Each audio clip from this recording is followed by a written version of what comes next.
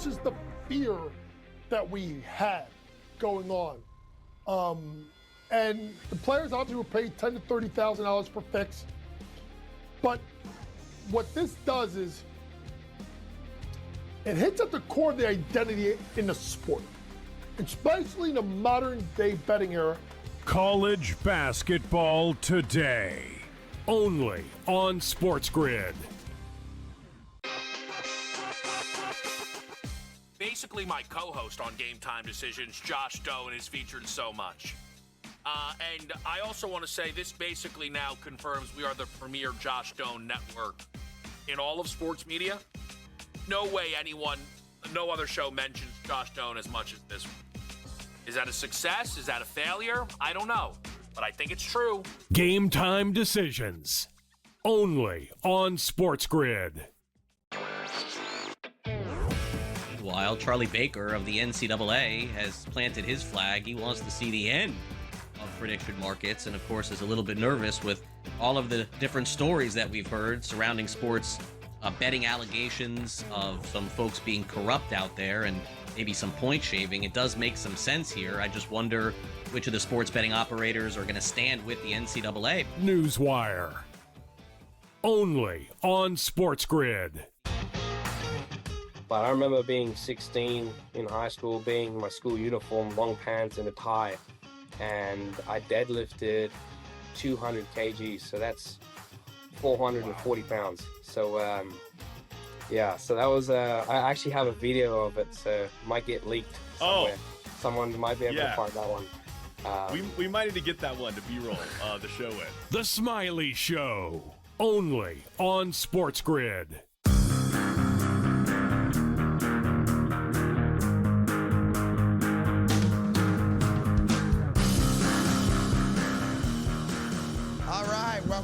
Welcome to another edition of the Craig Carton Show. My man Tyrone A. Johnson hanging out. This is the warmest day we've had in this studio in months, so we're very happy to be here on SportsGrid, and of course we'll be on YouTube and on all the downloadable, the Spotifys, the Apples, the TuneIns. We appreciate you checking us out. And somehow, some way, we've all made it through what for a lot of us is the toughest, slowest week of the sports season. That's right. Now in New York, there's a lot of stuff going on, so I've been great. I'm good. But we finally made it through the bye week between the championship games and, of course, the Super Bowl. And I'm very, very excited that we've made it here. And, of course, with that comes an obvious problem and an obvious question with the NFL. Tyrone Johnson. First off, good morning. How you doing today? Good morning. Great to see you, my Very warm friend. today. I'm very happy. Very warm in this building today. Now, the rest of the building that we're in is a poop show. It's like 30 degrees. Yeah. But, I mean, there's people eating breakfast right now with winter parkas on, and it's snowing on them. No, literally. Yes. But in our little world, for the first time all week, we are good. So great job by the SportsGrid guys getting that fixed. Appreciate that very much. There are times in life, not often, at my age now of 32, where I get a little confused. 32.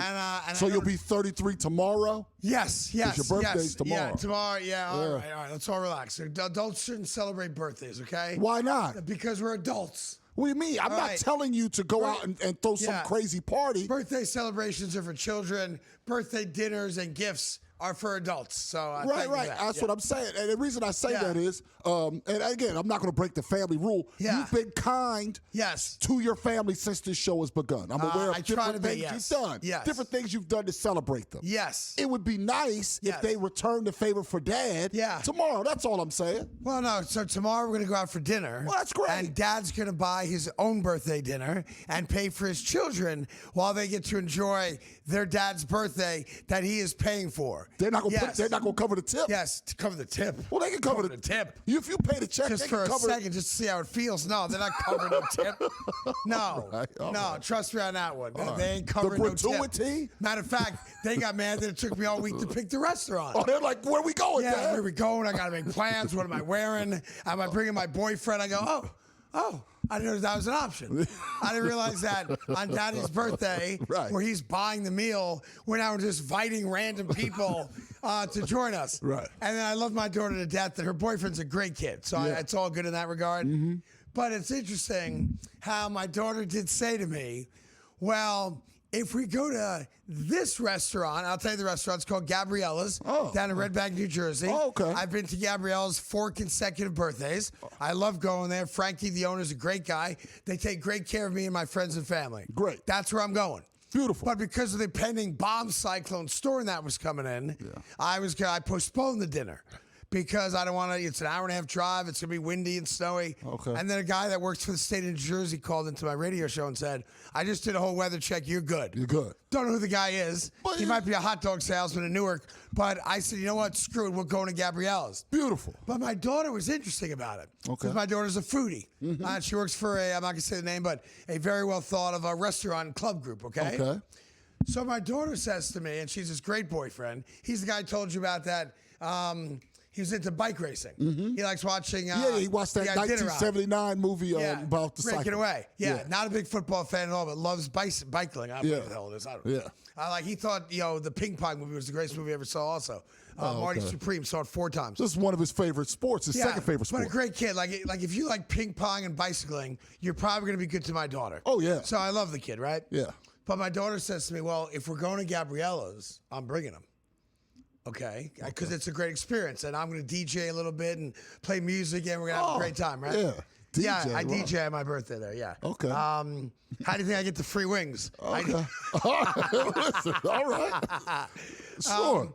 But if we're not going to Gabriella's, he's going skiing in Vermont. What? If you go to any other restaurant, that's the two? Yeah, if we're not going there, he's out of here. Yeah, because she wants him to experience this place because it's fun. It's like a party. And I DJ and I get drunk and everybody has a good time.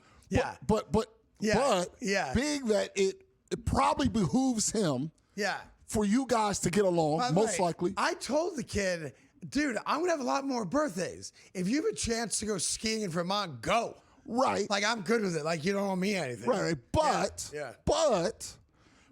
does it win him any points if he does go? Because he can go skiing next weekend. This is how, look, I don't know how other dads are. If you come, great. We'll party together, have a great night together. Yeah. If you don't come, great. I won't miss you. Wow. You know what I'm saying? So that's why I wasn't invited, because if I don't come, I won't miss you. No, I didn't invite you. I didn't invite Ryan. You didn't. I invited Ethan. That's it. Yeah. I see what I mean. Like, it's just, all right. Hey. Yeah. I told Ethan, tell your wife to bring cash, too. I'm covering the kids. Y'all grown. I'm covering the kids. I invited Ethan and his wife so they could cover the kids. Oh, there you go. All right. So I need your help on this one. All right. Like, I've done this for a long time. I think I pretty much can come up with a legitimate answer to most questions that come up in the sports world. Yeah. But this one's a tough one for me. Mm-hmm. The NFL announced yesterday a major hiring. As we are now just 9 days away from the Super Bowl. That's right. They hired a guy named Dahar Mann. I think that's how I pronounce it. If it's man, that's not me. I apologize. Okay. All right. Dahar Mann or man, okay? Mm-hmm.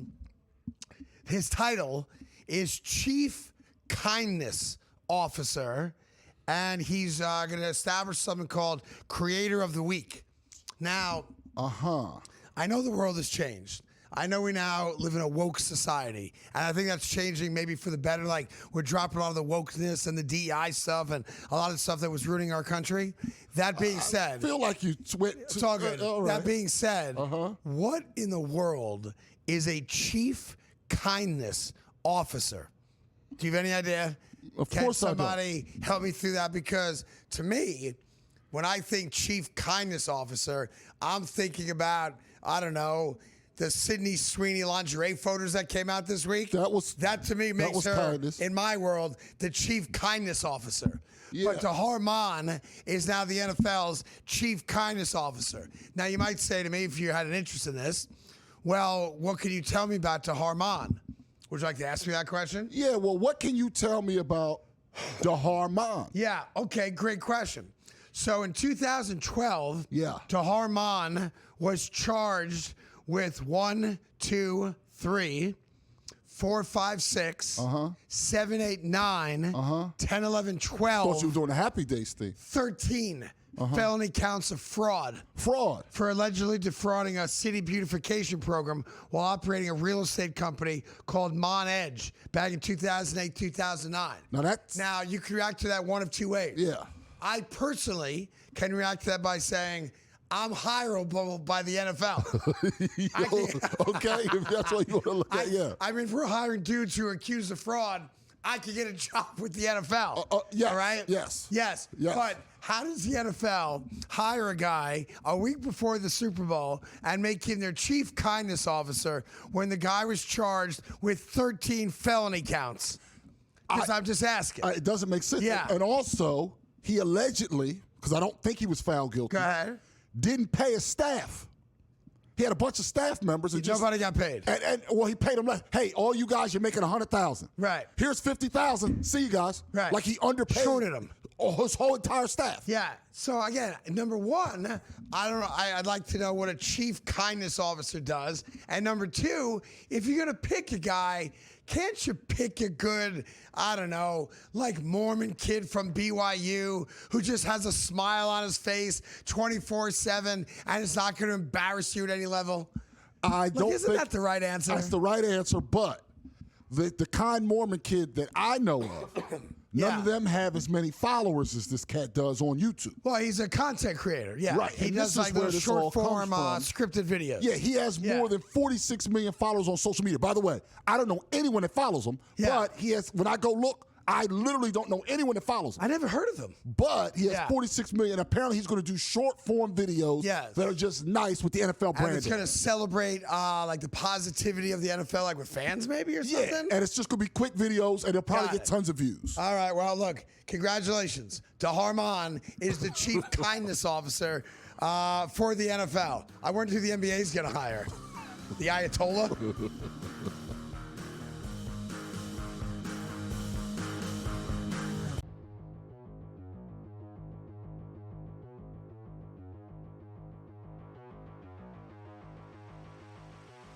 Well, if you check the FanDuel Sportsbook immediately after the Mets traded for Freddie Peralta, you will find that in the National League East, the New York Mets are plus 160 on the FanDuel Sportsbook to win the East. That's followed by the Philadelphia Phillies at plus 200, and the Atlanta Braves are right there as well. And then, of course, you have the Marlins and then the Nationals after that. The Mets are favored to win the NL East. Buy or sell. The Mets, George, will win the National League East this season. Buy or sell. So defensively, this team's going to be a nightmare. Pitching, yeah, okay. I like Peralta. I like McClain. But Craig, can McClain go 150, 170, 180 innings? Don't know. We'll see. And they have good depth there. Peterson, Sanger, blah blah blah. Everything they go there. Are they going to win it? No. Wow, I'm going to sell this. It's not so much that I'm down on the Mets, but Philly's still a good team. All right. Atlanta, a good team. I think Atlanta is one pitcher short of being that team. All right, and maybe they're a team that gets Gallen or gets Framber Valdez. Even those guys aren't the same they used to be.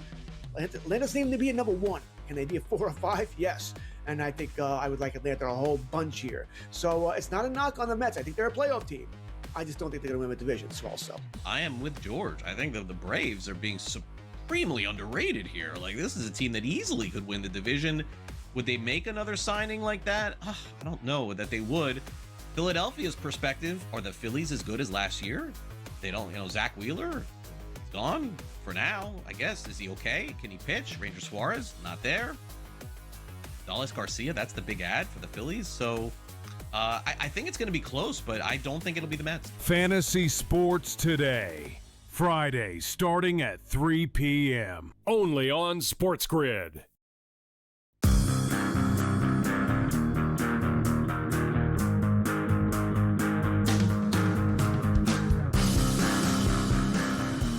Hi, welcome back to the Craig Carton Show. Tyrone Johnson here as well. You guys have the video of Shadur Sanders meeting Todd Monken. Did you see this video yet, Tyrone? I did. It's fascinating to me. Let me show this to you. So Todd Monken, new head coach, Cleveland Browns. Yep. And for the moment, it's either Dylan Gabriel, I guess, he's on the roster still, or it's going to be Shedeur Sanders. So this video of Shedeur Sanders meeting Todd Monken for the first time, now that Todd Monken has become the head coach of the Cleveland Browns. Don't pay any attention to the guy with the comb over behind Shedeur Sanders. You'll see him for a brief couple seconds. He's a low-level PR guy, I'm assuming. It's a little distracting because the guy's holding on to a little bit. But here's the first ever meeting between Shedeur Sanders and Todd Monken. Go ahead. Where I'm going in at? Oh, yeah. Hey, what's up, man? What's up? Good to see you, bro. How you doing? Welcome back to the States. How we doing, man? Good. Yeah, we tried to draft your ass last year. It's all worked out. Yeah. You remember that, right? Yeah, that's what I was about to tell you. Someday we'll get a chance to talk about that. Yeah. Yeah. Awesome. Well, sit down. All right, so that's Todd Monken. That's all goody-goody right now. Smart. So here's what's interesting. Todd Monken's not lying. So when Shedeur Sanders a year ago was in the draft and started to fall, I guess before the draft, I should rephrase that. You know, there's a lot of teams that did show some interest in him. Yep. Not as a first-round pick, but, hey, you're a guy that we would pick. Maybe second, maybe third, maybe fourth, maybe fifth. Not fifth. I think the Eagles even had a grade on him somewhere in the third round, and they would have considered it there. Would have considered it there. And obviously, he starts to drop. There's a lot of people that claim that he dropped because he didn't interview well, had a bit of an arrogant attitude in a lot of these interviews. But here's what's interesting. Todd Monken did want to draft him. I can't say I remember which round because I don't. But the word was when Todd Monken and John Harbaugh at the time wanted to draft Shedeur Sanders, someone representing Shedeur, or it could have been him himself. I imagine it was someone representing him, an agency, someone tied with his dad, whatever it was, told the Baltimore Ravens, do not draft Shedeur Sanders. He's not going to come to camp. Because he's not, at that point, the ego is still in play. And at that point, Shedeur Sanders still believed, I'm going to be a first-round draft pick, maybe a second-round draft pick, but I'm going somewhere to be the starting franchise quarterback of an NFL team. Now, the Ravens wanted to draft him to be the backup, of course, to Lamar Jackson.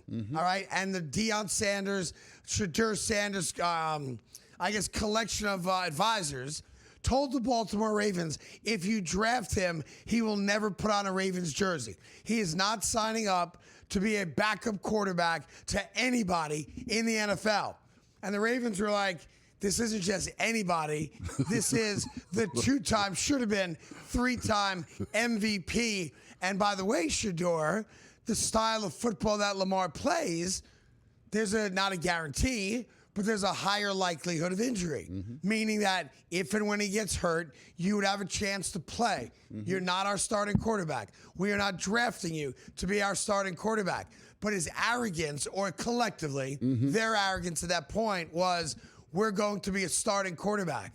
And Todd Monken was basically alluding to that when he said, we'll talk about that later. Yeah. But that was a little awkward, no? It was a little awkward. Now, I believe, now we'll find out, and I think Monken probably found out right after that video cut, was it more Shedeur or the team? I believe it was more the team than Shedeur at the time. Well, the team wanted him to be the backup. No, I'm talking about his team. Oh, his team Shedeur more than Shedeur himself. Yeah, no. But we'll find out right away. Perhaps being humbled, perhaps will make this relationship go better, because the way that the draft falls, unless they love Ty Simpson, it's a bad quarterback draft. He'll likely go into camp as the starter. I think there's a good possibility of that. Now, I would think that they're going to go get a veteran, journeyman-type quarterback, just to have a legit veteran presence there. A Tyrod Taylor type. A guy who's been around the league, who has started before but isn't a true starter. Yeah, I think that they're going to have a veteran around him and Dylan Gabriel. They're not going to cut Dylan Gabriel. They got to pay him anyway. Why would you? Right. But that's kind of how I view it. It's like, all right, you're now going to see what Todd Monken thinks of you, because say what you want about Todd Monken. Todd Monken is an offensive coach. He is. He's the guy that's going to come in. He's going to be responsible for the offense. And for those of you that thought that Kevin Stefanski didn't want to draft Shedeur, hated Shedeur, or there was some kind of racial component to it, which is just asinine stupid, or Kevin Stefanski never wanted him and he was making a point by not playing him, all that silly narratives that are out there. Well, now you're going to find out the truth. Now you're going to find out how does a totally objective, independent coach who had nothing at all to do with drafting Dylan Gabriel or not playing Shedeur or not giving him a legitimate shot in the summertime, all the stuff that's out there, and a guy that said, I wanted to draft you a year ago to be my backup. Again, that's not offensive. Lamar Jackson's the starting quarterback, so you can't take that as a slight. Now you're going to find out, and I'm going to find out too, because maybe I was wrong about it. We're now going to find out what is an objective, successful, offensive-minded coach legitimately think about Shedeur Sanders as an NFL quarterback. Because remember this, Lamar Jackson's greatest year as a pro was not under Greg Roman. Nope. It was under Todd Monken when he threw 40-some-odd touchdowns, like 2 interceptions, and won the MVP. This guy knows how to coach quarterbacks. And Shedeur's an athlete. And one of the things Shedeur does do well is get out of the pocket. Now, he holds onto the ball too long. He doesn't get rid of the ball. His decision-making is not fast enough. All that stuff happens with rookie quarterbacks. But what would you say if this August, Todd Monken says, you ain't my starting quarterback? Well, I got to know who is the starting quarterback. No, you don't. Yes, I do. In a vacuum. He says to Shedeur, you are not good enough to be my starting quarterback. It depends on who Can we now it is. drop all the other nonsensical narratives? No. Why Here's not? the thing. Here's the thing. Yeah. I still don't like Kevin Stefanski. See, you keep on making it to where if Shedeur's not a starter, Kevin Stefanski's good. He's right. I don't know if he's good. No. It makes him right. He makes him right. Look who he was playing instead. Is Dylan Gabriel the starter? I asked you. I said it depends on who the starter is. If it's Malik Willis, no. Maybe they really like Malik Willis. Malik Willis has better physical tools than both of those quarterbacks. So if it's him, no, it doesn't mean Shedeur sticks. If it's Dylan Gabriel, we go, okay, now we have a new coach who's not blindly loyal to him. That would tell me something. Yes. If it's somebody else if it's Tyrod Taylor, for example, that tells me something. But in a vacuum, it doesn't do it. This is more hate coming from you. Hate. If the Cleveland Browns sign an average journeyman quarterback like a Tyrod Taylor, and that guy's the starting quarterback week 1, then we know exactly what Shedeur Sanders is. Absolutely. Not a good quarterback. Absolutely. Not a franchise quarterback. And we could drop all the other nonsense about race, about Stefanski, about, bling, about all of it.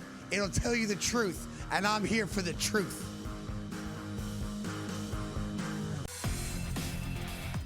Giannis Antetokounmpo's next team. Who would thought we'd ever be saying that? The guy should be minted in Milwaukee and never want to leave. The only problem is they can't surround him with the talent that he wants. Stays with Milwaukee or retires. He's actually trading at a 71% chance here. The favorite outside of Milwaukee, it's the New York Knicks at 15%. Prediction Markets Edge. Only on SportsGrid. Stacking up wins to avoid a brutal matchup path, and when Giannis is back full burst, they got to get him back on the floor and back on the floor healthy. The Bucks season won't be defined by the game Giannis misses. It'll be defined whether Milwaukee protects him from himself and gets him back in April, if he's still a part of the team. Pro basketball today, only on SportsGrid. ESPN are not going to take shots or criticize him. People on Fox are not going to take shots and criticize him. But McVay had a bad game. Sean Payton had a bad game. And that's just a fact. Like, when they go back and review what took place in key spots of that game, Sean Payton cost the Broncos points and Sean McVay cost the Rams points. Those are the first 2 people that should be blamed. The Craig Carton Show, only on SportsGrid.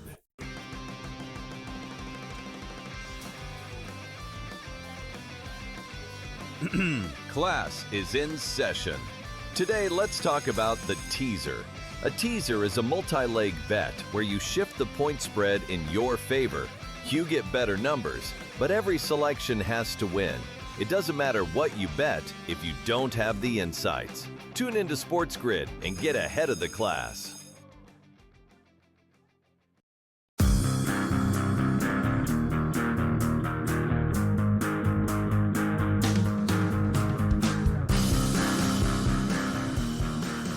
Welcome back to the Craig Carton Show. Having a great Friday. It's the last Friday, of course, in January. And we have the big bomb cyclone coming through the East Coast. And it's 5 below zero this morning. But we're getting through it. We don't complain about it. I'm not a huge international soccer guy. Okay. I grew up playing soccer. I'm one of the fortunate few that got to play soccer with Pele, actually. And was all state and had some scholarship opportunities. Oh, here we go. And I don't like to brag about it, but was the second greatest player in New York State back in 1986 and 87 to Jason Hodges, who went on to Duke fame and then tore his ACL, became a JAG lawyer in the United States Navy, and then went bald like the rest of us. That being said... So you were second to a lawyer? He became a lawyer, yeah. Right. I mean, he became a lawyer. I don't want to cut through all full the scholarship to Duke, though. Yeah, we'll first. See. Yeah, I have to check. He sound like a smart kid. Yeah, smart kid. But the point of me giving you that background is not to brag. It's to tell you that I know soccer more than just about anybody else on radio or on the podcast world, unless it's like Alexi Lalas, who played, Olympic soccer. People have been questioning him. A lot of people have been questioning him. You probably know more than him. Nah, he knows more. Trust me. I don't know. More soccer people been funny on him lately. I guess it's a weird situation for me because there's a lot of people, and it's kind of uncomfortable for me, that kind of view me as like the soccer whisperer. Since when? Yeah, for a long time. When did this happen? Yeah. Since you've known me. What are you talking about? There are people that come to me for soccer insight. The first time I heard you talk about soccer is when your daughter was scoring 1 million goals a game. She's the all-time private school record holder in goals in New York City. There you go. That's right. All right. That's right. That came from your wife's jeans. Where do you think she got that from? Your wife's jeans. From me. All right. We'll go call me Crazy Lake Carton back in the day.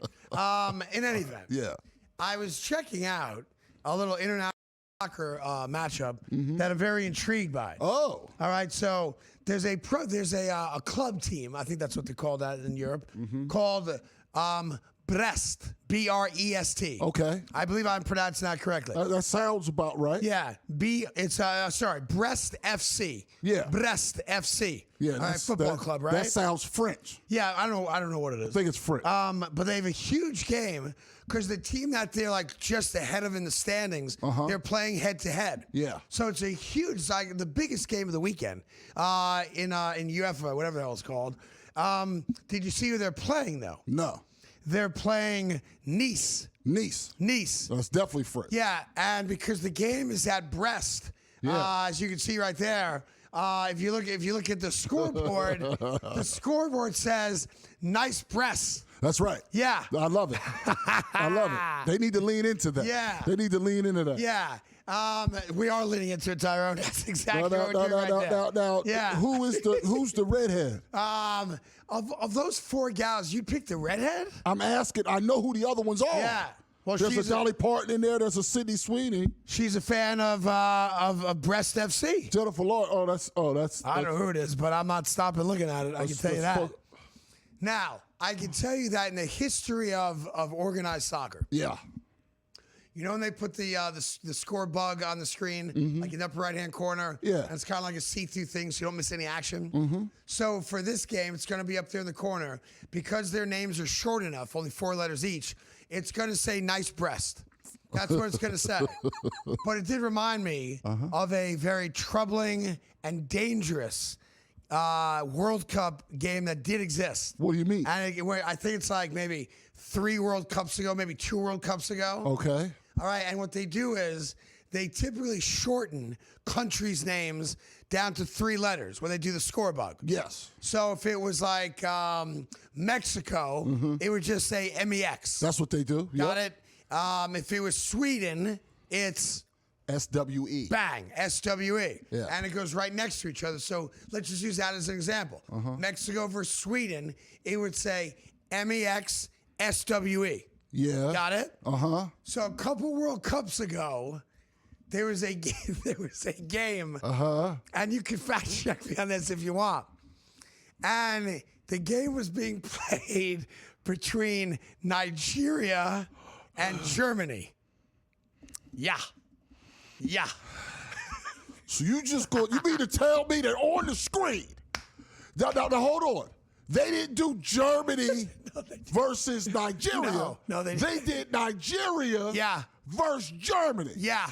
So you need to tell me.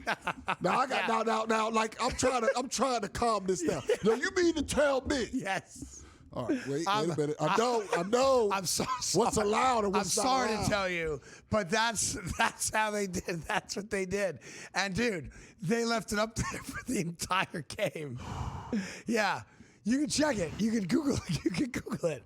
Yeah. Man, it's happened in 2010, man. I told you. You just gonna be calling people that all around the world? That's what you call it. And then you know every player on the one team was black, and it's some of the Germans too. You just gonna call them that in front of everybody? Yeah, they did the entire game.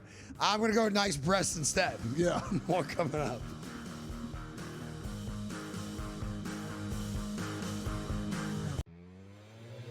Marshall's a tough environment, though. Marshall's that sneaky road trip, in my opinion, and this has been like a decade long that Marshall's been fire at home and terrible on the road. That's a dangerous road game, but if you look at, there's no return game with Kent State. There's no return game with Akron. Maybe when they go to UMass with Frank Martin being such a good coach, he could really take teams out of their rhythm. But I think there's a case that they could be undefeated in the regular season. In-game live, only on SportsGrid. If there's more revenue for the league, there's more revenue for the players, and that would make it saleable. So they may have objections. There's more risk of injury the longer the season goes. But these guys, their careers are short. The money is good. Money would be better. So I wouldn't bet against the league expanding sooner rather than later. Newswire, only on SportsGrid. Is the fear that we had going on. And the players obviously were paid $10,000 to $30,000 per fix. But what this does is it hits at the core of the identity in the sport, especially in the modern day betting era. College basketball today, only on SportsGrid. His wife and his kids were like, I kind of like this. This kind of works out for me. Daddy's a celebrity again, so I get access to things. Daddy's making money again. Hadn't made a nickel in the last 5 years. Now he's made a lot of money, so I'm sure they're good. Yeah. But all of a sudden, the prospect of Daddy being away, like he ain't cheating on you in Buffalo, I can tell you that. I live there. The Craig Carton Show, only on SportsGrid.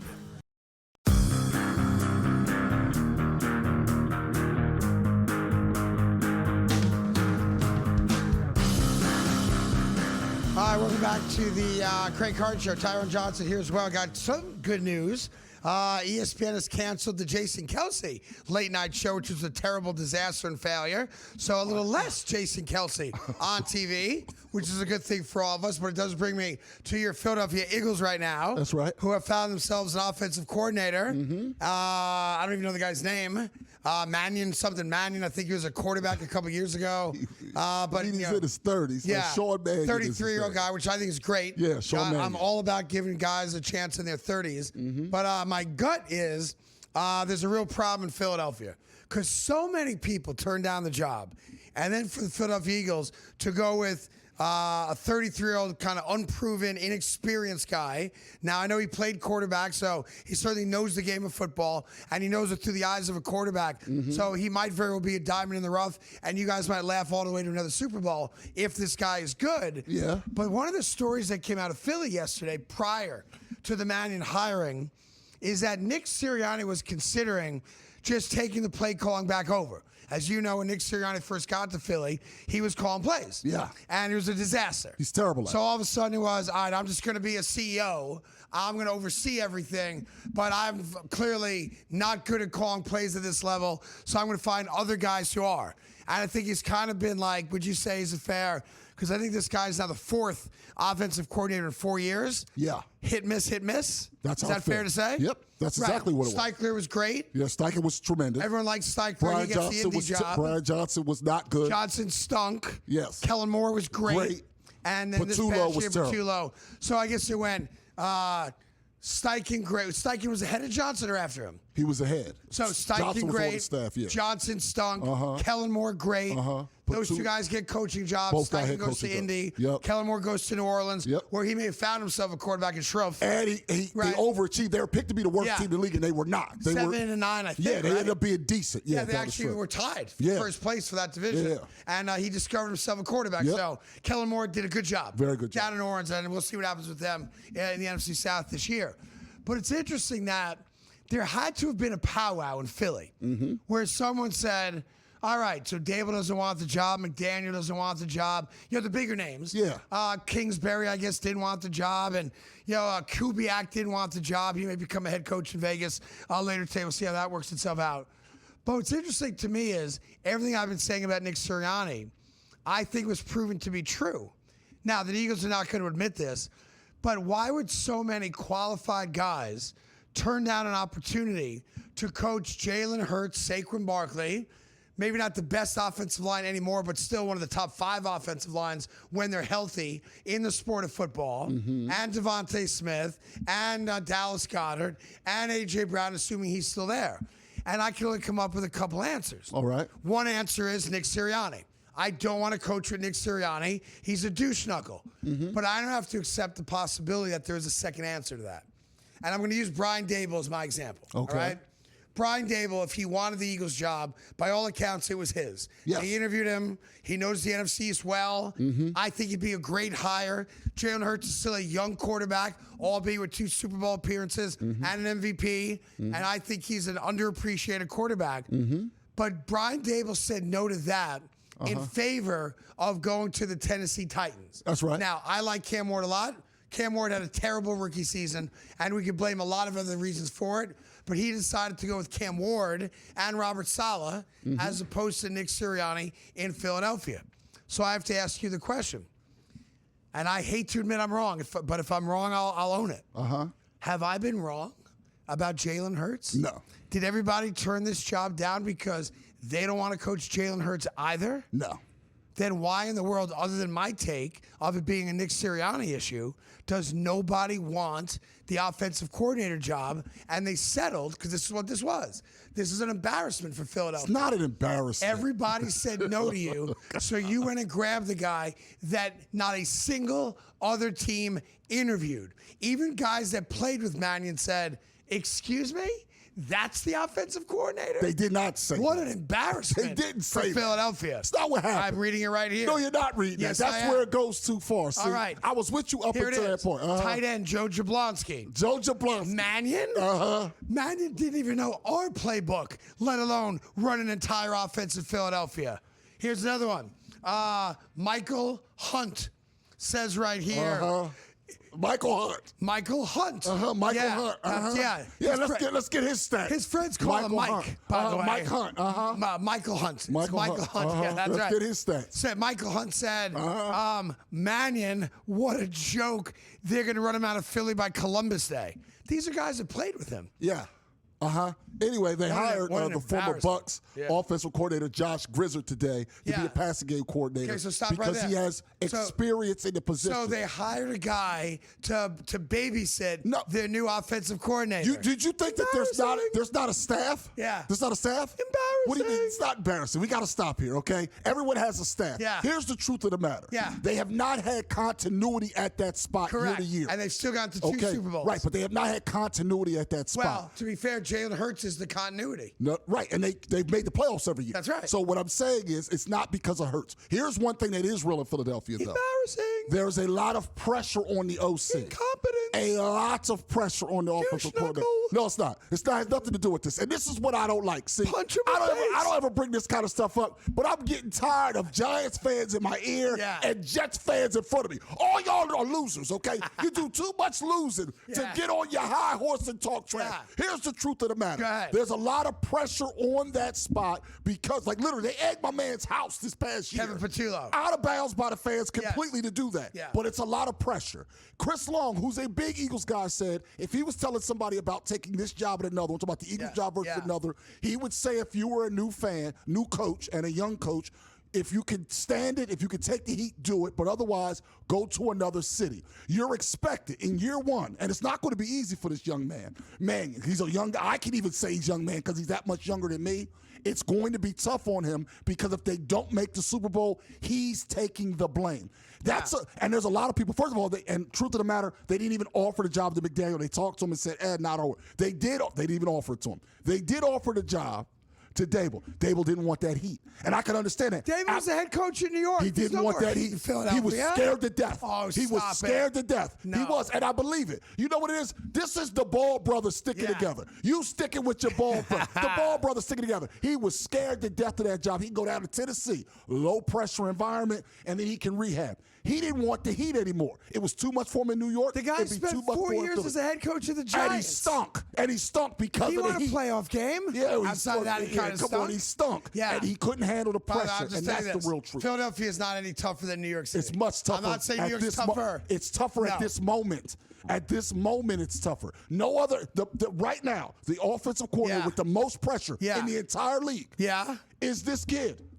Mannion, who they had to hire an adult to babysit. Here's the reality that they're you don't want to the admit. same age. The babysitter's the same age. What it does is when he does a good job and gets a head coaching job, then you can bring up Grizzard and have some continuity for the first time in years. Hold my hand. Continuity. Oh, hold my hand.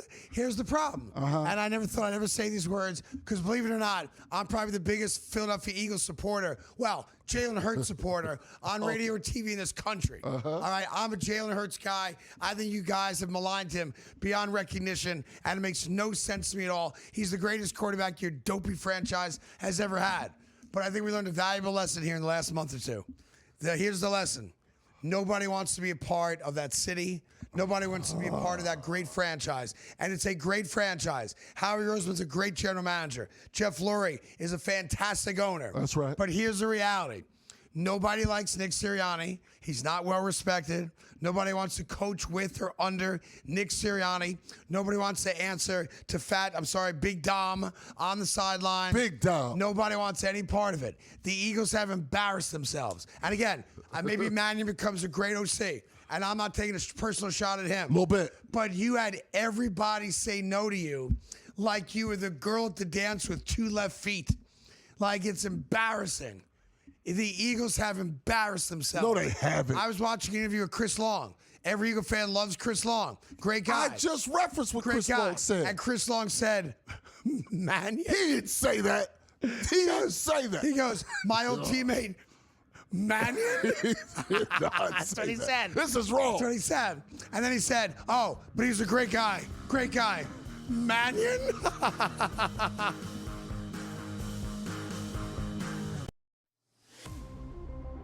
This is the fear that we had going on. And the players obviously were paid $10,000 to $30,000 per fix. But what this does is it hits at the core of the identity in the sport, especially in the modern day betting era. College basketball today, only on SportsGrid. Basically, my co-host on Game Time Decisions, Josh Doan, is featured so much. And I also want to say this basically now confirms we are the premier Josh Doan network in all of sports media. No way no other show mentions Josh Doan as much as this one.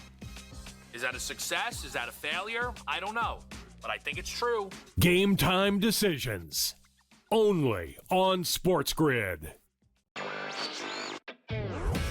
While Charlie Baker of the NCAA has planted his flag, he wants to see the end of prediction markets, and of course is a little bit nervous with all of the different stories that we've heard surrounding sports betting allegations of some folks being corrupt out there and maybe some point shaving. It does make some sense here. I just wonder which of the sports betting operators are going to stand with the NCAA. Newswire, only on SportsGrid.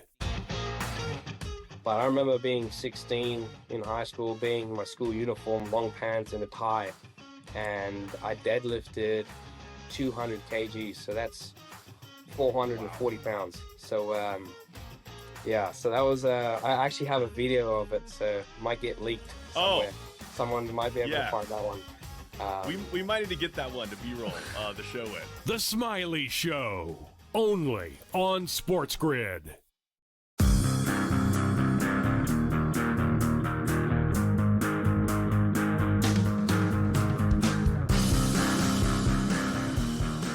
Hi, welcome back to the Craig Carton Show. This weekend is also a huge sports weekend for those of us that love the NBA.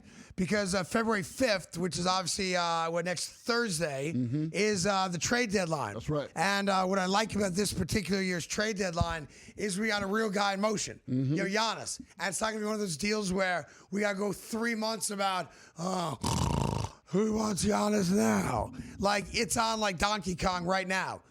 According to Basketball Jones and Shams, Jones had it first, to be honest. 4 teams now are in the running for the services of Giannis. The New York Knicks, obviously still alive.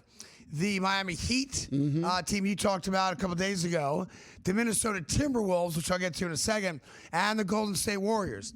So there's a thought that the Warriors have a great package. 4 first-round picks. Kuminga, who wants out of Golden State anyway. And in return, they get Giannis and Kuzma. That's the current trade that's being discussed. But I want to take you to Minnesota, all right? Because the Timberwolves can put together a package that's even better than that. Are we sure it's better? I think it is. But you want to walk through it first? Go ahead. Sure. No, you tell me what it is. Yeah, so the package, and I've heard, to be fair, I've heard up to 6 picks in their package, and they don't have to wait till after the year. They have those picks available right now.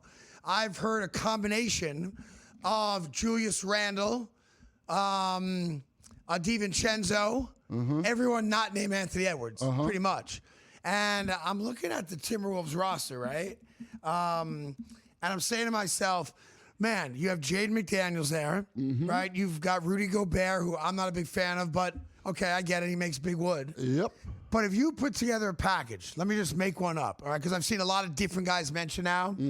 If I said to you 5 first-round picks, Julius Randle, and your choice of Gobert or Naz Reid, do you think that's a better package than what I just told you from Golden State? I'll leave the Knicks out of it for a second. The Gobert contract's tough. Okay, so let me take Gobert out. What if I say to you, Julius Randle, Jaden McDaniels, 5 first-round picks? If you're Milwaukee, do you like that better than the Kuminga 4 picks from Golden State? Probably not. Really? Probably not, because... I think I do. Well, because you have to be bad first. You get 1 extra pick. You get extra pick, but you got to be bad first. I don't need certain... Like, Randall's going to help me win. I don't want to win. I don't want to win if I'm Milwaukee. If you're Milwaukee. If you're Milwaukee, you don't want to win. Well, you try... That's partially salary matchup, too, right. But Kuminga... we've seen doesn't help you win. Correct. So I'll be bad in the short term. Yeah. Maybe he figures out the game. Maybe he figures out the play. Maybe. But those long-term picks, I have a guarantee that the Warriors, by the time those picks are done, will be a bad team. Okay. I have no guarantee. I don't disagree with you on that. I have no guarantee Minnesota's going to be bad. Okay. Because even when Giannis is done, I still got Ant-Man driving that engine. I'm not going to get a high enough pick. Now, here's where I'm troubled by the Timberwolves being one of the Final 4. Because they have the picks, they have young talent, and the salaries can match up, all right? Here's where I'm troubled by it as a Knicks fan. The New York Knicks don't have any picks to give. They do not. The only way the Knicks can offer picks is if they wait until after the season, and it appears that that's not going to happen. So the Knicks are now competing with, the only thing I can give you is 3 or 4 legitimate NBA players that are under contract for multiple years right now. And that's Karl Anthony Towns, and that's Deuce McBride, and that's Mikal Bridges, let's say. They help you win now. And that means you're going to win some games. Now, I don't think you make the playoffs with those guys, but you're going to win some games. You're not going to be a lottery team if you get those guys. And what troubles me from a Knicks standpoint is, and if I believe all the reports, and I do, is that Milwaukee, rightfully so, they want a combination. They want a couple guys that can play, and as part of that's just to match salaries, obviously, so they can take on a $55 million contract in Giannis. But the Knicks can't offer any picks. So I'm concerned as a Knicks fan. I can offer better players right now. I think I can. All right? I can offer better players. You can. I think Minnesota's pretty close, to be fair about that. But I think I can overwhelm Milwaukee with better players. You can. But I cannot compete with Golden State, and I cannot compete with Minnesota when it comes to picks. You can't. And they've said they want picks. That's right. So for the first time since Giannis announced a couple days ago that he's now finally ready to find a home outside of Milwaukee, and he wants to be a Knick, I think that's factual. Mm-hmm. But if I'm Milwaukee, great. I'll take Mikal Bridges. I'll take Deuce McBride. I'll take Karl Anthony Towns. But, man, I want picks. Well, and you have no picks to give me. So is it about tanking, or would Milwaukee pivot and say, the Knicks can give me 3. I could probably strangle them for a 4th current player that actually gives me a chance, to be a playing team. That's interesting. Now, right? There's one other deal that's come out today from the senior writer for The Athletic, senior NBA writer for The Athletic. So you buy it? I'm saying that it's possible. It is a 3-team deal that involves. So let me guess, Portland. It involves Portland and the Sixers to go with the Bucks. Go. Because VJ Edgecombe, if the Sixers are willing to part with him, is the best young player that anybody's talking about trading. I agree. In that trade. If the Sixers, and so far the word out of Philly is they don't want to trade him. But I wouldn't want to trade him either. But if they did, also Portland would also part with young guard Scoot Henderson. Okay. So now you get a couple young guards who maybe can play, but you're not going to win now with a super young backcourt. So the Sixers get Giannis. They get Giannis. Portland gets. They have to take Paul Edgecombe and Paul George. They end up getting Edgecombe. Okay. And then the Bucks are getting Paul George for money. They're getting Scoot, and then multiple unprotected picks from the Sixers, completely unprotected, and from Portland picks as well. Got it. So the Sixers lose Edgecombe and George. Edgecombe and George. And they get and picks. And picks. And picks. And picks. Look, I didn't see the Sixers mentioned in there yet. It's out there from this today. Okay. So far, the Sixers have shown no interest in parting with VJ Edgecombe. Right. And the Bucks wouldn't do it without VJ Edgecombe. No, if I'm the Bucks, I try to hold your ransom. Right. But if you're the Sixers and if you want to beat the Knicks for this, if you want to beat the Warriors and you want to beat Timberwolves, VJ Edgecombe is something you can provide in a young guard that none of the other teams could provide. Yeah, look, I'm starting to look. I always think everybody wants to play for the Knicks because it's the guard and it's the Knicks. Of course. And Giannis clearly does want to play for them. Mm-hmm. But when it comes to offers, that one's a little bit more convoluted, but I get it. It is. Look, I've heard Portland mention as much for Drew Holiday as anybody else on that roster. But the reality to me is, if it comes down to players and picks, I hate to say it, my Knicks are not getting him. If it comes down to players today that are under contract that can help them win 40 games, then I think the Knicks are the leader in the clubhouse. Yeah. If they have to get picks, the Knicks are not getting Giannis. Way to ruin my day. Thanks, buddy. Appreciate that.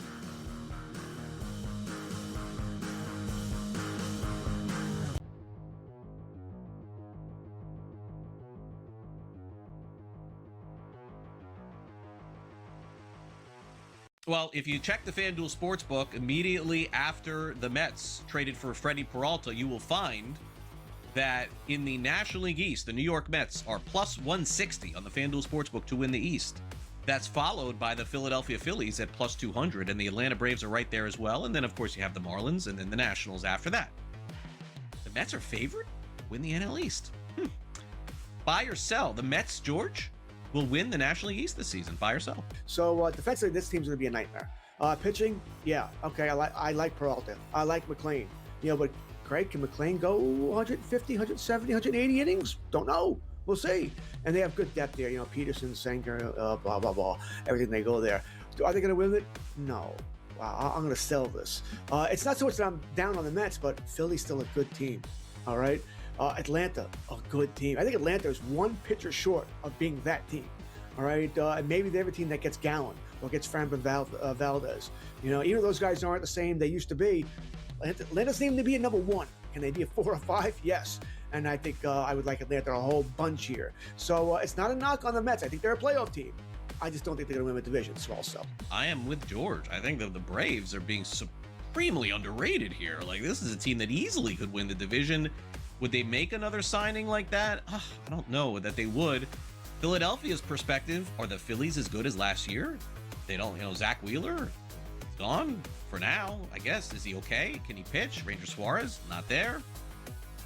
Gonzalez Garcia, that's the big ad for the Phillies. So I think it's going to be close, but I don't think it'll be the Mets. Fantasy Sports Today. Friday, starting at 3 p.m. Only on SportsGrid.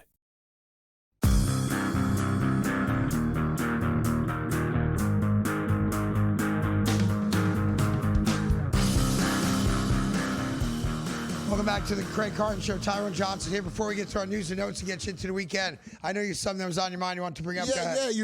People don't realize that there is going to be a separate birthday party for you with your birthday being tomorrow. In fact, there's even a little bit of a mock-up of how the party's going down. We invited all your favorite people. Look we're going to have your buddy Bill Belichick there. Nice. LeBron showed up. Wayne, who you really do like. That is my buddy. James Franklin's going to be in the house. Kelsey and me all there. And the Philly Fanatic. We're throwing that for you Sunday. Is that you or Jalen Hurts? It's supposed to be me. Yeah, that's me there. This is Sunday. And we're going to your favorite place. Where's that? We got you unbanned. From the Beef Bar. Yeah, got you unbanned. We're throwing a big, that's going to be on Sunday. So you have your family party Saturday. Yes. Wayne's flying in. It's going to be great. Yes. Yeah, on Sunday. I was talking to Wayne a couple days ago. Well, he's a surprise. He's coming in for my birthday. Coming in. Matter of fact, he said he wants to do a concert for my birthday, invite all my friends. There you go. So that's why LeBron and I only have Ethan there. in my life, so it's just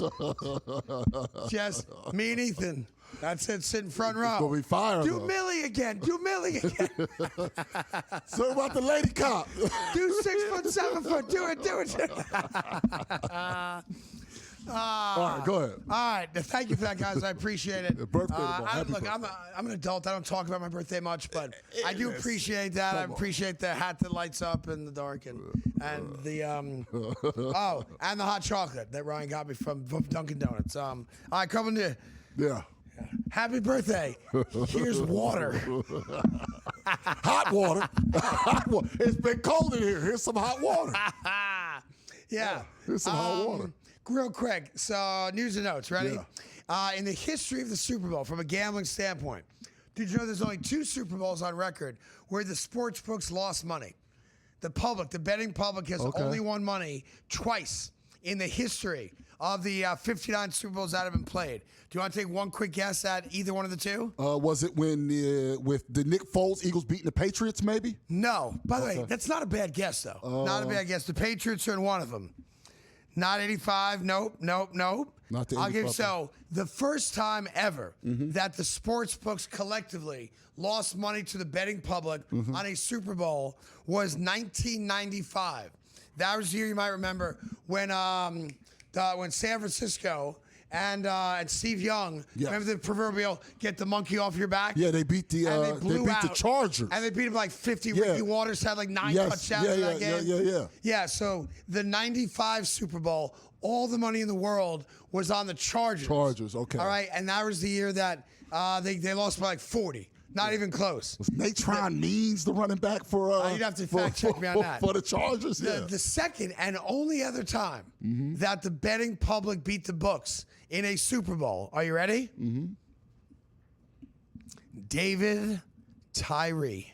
Oh, wow. The 2008 Giants win against the New England Patriots and the Tyree catch of the Plaxico Burress game-winning touchdown. That was the only other time in Super Bowl history where the betting public won money. Wow. How about that? Wow. And I would have thought, you have to look, all the money in the world you would have thought was on New England, right? Right. That's why the sports book took such huge losses. Yeah. Those 2 games. Now, what's funny is, though, you have people now with the in-game wagering chasing. Yes. I would imagine it's even harder for the betting public to win now. Like, right now, obviously, the Seattles are favorites. They're clear favorites in this game across the board. But you got to figure people are going to be chasing after every touchdown, after every quarter. I think it's impossible for the public to win anymore. No. Because collectively, the public can't win. Yeah, because we can't. Because you're making too many bets. Right. Like if you actually wanted to bet responsibly, and that's obviously what I do with FanDuel. I don't bet. I'm their ambassador for responsible gaming. Have a plan, stick to your plan, all that. The only way to attempt to have a positive plus season, everyone can have a great weekend, right? You can be the dumbest gambler in the world. That doesn't mean on one random Saturday you get lucky. You don't go 7 for 7. Right, you get lucky. It happens every week where that one random guy does it, right? But the reality is that you never make more than 3 bets a weekend. Right. Three. And the reason that people who are really good at it tell you to make 3 wagers and only 3 wagers. Now, some guys do it on Saturday, 3 wagers, and they make 3 wagers on Sunday, different sports, college football versus NFL football. That's right. The reason behind it, it's very easy to understand. It's math. And that is, if you make 1 bet, you have to be 100% to win money. Yes. Okay? Yes. If you make 2 bets, you have to be 100% to make money. If you make 3 bets, 66%, you make money. You can swallow a loss and still turn a profit. Right. That's why the guys that do it for a living, there's only a handful of them, will tell you, I only make a maximum of 3 wagers on any given day. I don't care if I'm mixing sports, whatever it is. I never make more than 3 wagers in a given day. And that's how those guys live their lives by. But that takes tremendous discipline. And you can't say, oh, but man, there's a 4th game I really like. 3. Your best 3, and that is it. Enjoy your cold weekend. Monday, it's all Super Bowl. Thank you for watching. Have a blessed weekend.